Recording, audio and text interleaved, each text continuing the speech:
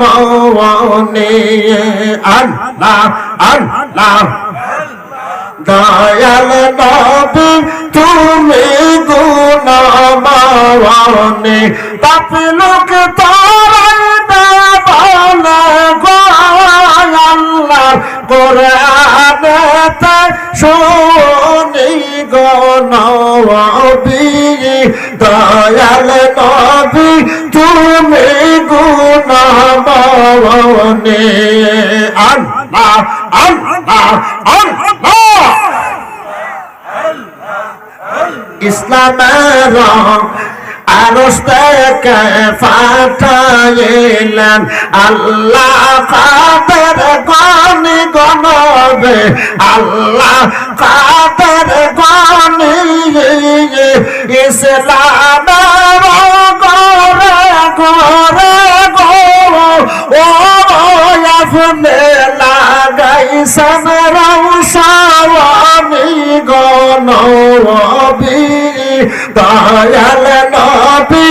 আপনি গুণ হে আমার বন্ধু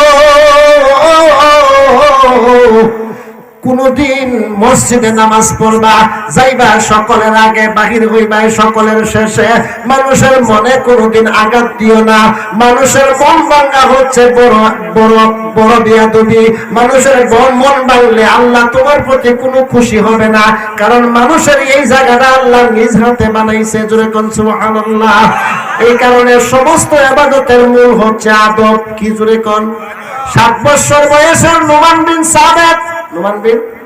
7 বছর বয়সে যার নাম আবু হানিফা রাহমাতুল্লাহ আলাইহি যিনি আমাদের মাযহাবের ইমাম হুজুর জুতা দিয়েছিল পাও দিয়ে আসার জন্য তুমি গরিব মানুষ জুতা পাও দিয়ে তুমি মাদ্রাসাতে আসিও ওই আল্লাহর ওলি ডাক দিয়ে বলছে আল্লাহ আমার হুজুরের পায়ে যে জুতা লাগছে আমি নোমানের পায়ে এই জুতা লাগতে পারে না জুতার টুকসুক তুলি থেকে কাপড়টা খুলিয়া টুপি বানাইয়া মাথার মধ্যে দিয়া পরের দিন সকালে মাদ্রাসাতে প্রবেশ করলো ডাক দিয়ে বলল হে রে নোমান তোমার পায়ের মধ্যে যে জুতা দিয়েছিলাম পাও দেওয়ার জন্য জুতা কই বলে হুজুর সেই জুতা আপনার পায়ে লাগছে এই জুতা তো আমার পায়ে লাগতে পারে না 7 বছরের ছেলের মাথায় হাত দিয়া দোয়া করছে আল্লাহ 9 বছরে তারে তুমি কোরআনে হাফেজ বানাইয়া দিও আল্লাহ এমন দোয়া করছে